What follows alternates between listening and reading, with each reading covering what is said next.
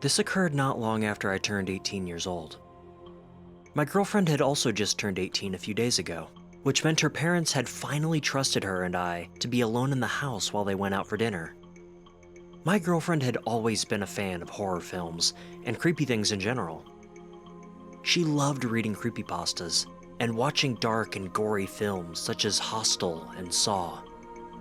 One evening, I was sitting with her while she finished watching the last few minutes of The Human Centipede. We both had a few drinks, and I was about to go to bed, but she suggested we look for other horror films to watch online. Despite my tiredness, I obliged. A few minutes of searching on her laptop revealed all of her favorite online film sites had been taken down. That's when she suggested a chilling alternative. "Ever heard of the dark web?" she asked. I had heard whispers around school about it, but never took much interest. "Yeah, I have," I replied, trying to act brave. A smile of excitement appeared on her face. I could tell she was slightly drunk, and in that sort of I don't care what happens mood. I decided to go to the kitchen to fetch some water. When I came back, I noticed she had a site open called SensorView. The site displayed the pictures of movie posters I had never seen before. I correctly assumed it was a site that sold banned horror films from other countries. All of them looked pretty unoriginal, nothing I hadn't seen before. Except one. The one my girlfriend was hovering the mouse clicker over. The movie was called The Visiting. The display picture was simply a white background with The Visiting written in Arial black font. We were both fascinated as to what it was. I took out my phone and searched for the plot of the film, yet I found nothing. Just a few stupid YouTube videos and irrelevant forums. However, when I looked back up from my phone, I caught a glimpse of my girlfriend typing in her name and address into various boxes on a page titled Order Details, before, to my horror, she clicked the submit button. I was caught in a state of anger and shock. I maniacally shouted at her, explaining how dangerous it was dispersing her personal details into such a fucked up place as the dark web. I could see my attempts to correct her were futile, as the alcohol was hitting her hard and she was not paying attention whatsoever. Frustrated, I went to bed deciding to discuss it with her the next morning. The next morning, she seemed to have little regret over her actions. She spent the morning explaining how she was curious and she was in no danger. She even commented that the experience would be fun. However, I wasn't convinced. She told me not to tell her parents, fearing they would not trust her to be alone in the house again. I promised not to say anything and headed back home. 3 days later, I was visiting her house again. Her parents had gone to meet with some friends from work for a drink, and we were watching The Exorcist on DVD. During a particularly non-eventful part of the film, my girlfriend began joking about how horrified I looked a few days ago when we were discussing the dark web. She said she had only received a fairly professional-looking email confirming her order and nothing else. I began to yield to her argument. Perhaps I was overreacting. It was merely seconds after our conversation finished that an aggressive knock came from the door. It sounded like it was from 2 doors, but I dismissed this as an echo. I began to look concerned while my girlfriend began laughing once again at the look of terror on my face. I put on a fake smile as I walked towards the door. It erased clean from my face when I saw who stood outside. A tall, stocky man wearing a ski mask and dark clothes stood at the front door, wielding a hammer. I was about to call to my girlfriend to call the police when a blood-curdling scream echoed through the house. I raced back into the room to see my girlfriend pointing at the window facing the garden.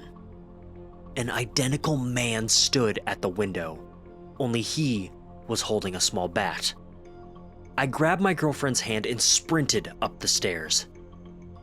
We hid in the master bedroom while I called the police on my mobile, who told me they would be there as soon as possible. As I finished the call, I heard one of the doors smash and loud, rapid footsteps heading up the stairs.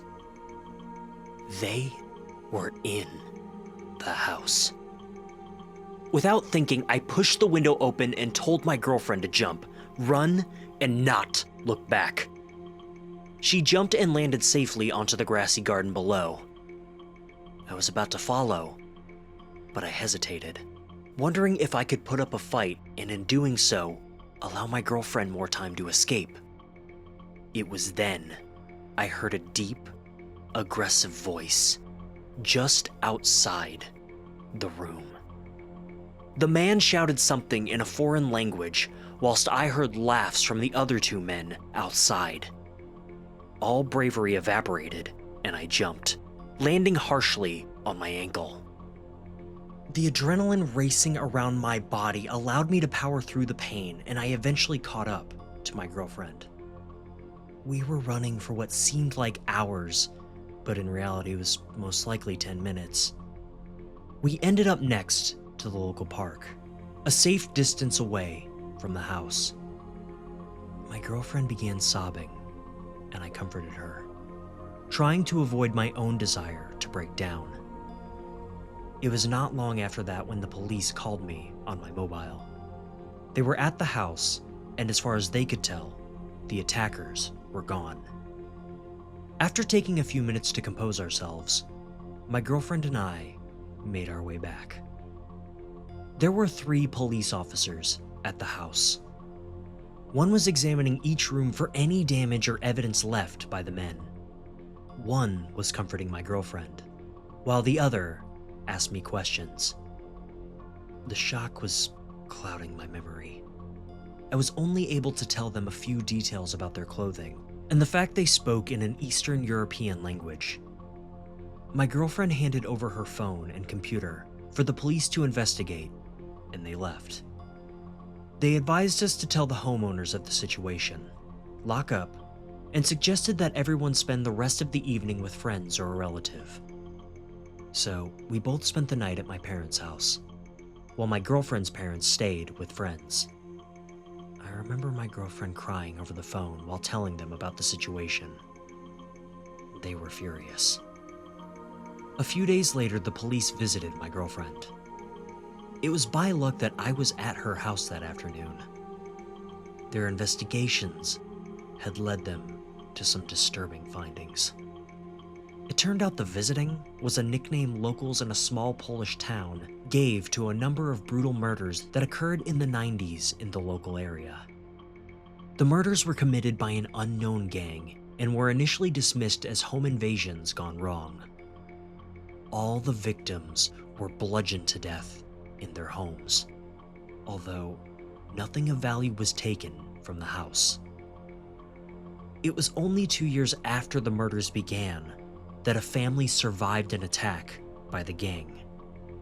The husband was able to give the Polish police a few details of the attackers, but all that he revealed was that they wore ski masks, wielded blunt objects, and one had a video camera. However, crucial evidence was that one of the attackers had dropped a backpack containing 1 blank videotape and 3 other tapes with content on them. The 3 tapes showed the horrific murders of the other victims of the attackers. The police came to a shocking conclusion that these men were creating snuff films to be sold to whatever sickos paid enough for them. A nationwide manhunt began, but after years of investigation, nothing was found. I remember feeling incredibly cold as the police told me their findings. They went on to tell me that the men most likely fled Poland during the police search and could possibly have entered the UK as workers when Poland joined the European Union. The only thing they knew for certain was that these men were operating once again, decades after their last murder. And they were using the dark web as a way of deciding their next victims. The police told my girlfriend's family to move in with a relative while the investigation was ongoing. It was not long after that when my girlfriend broke up with me by her parents' wishes. I assumed her parents suspected me of forcing her into the using of the dark web. My girlfriend discovered later that various documents containing her information had been taken from the house. I'm not allowed to see her, but our parents still speak. From what they tell me, her mental state has become incredibly fragile. It broke my heart to hear this. I can safely say the police will never find the attackers using the information I gave, which means they will most likely strike again. I can only hope the next time they do, it will lead to those bastards ending up behind bars, and not the creation of another tape to add to their collection. Be safe and avoid the dark web.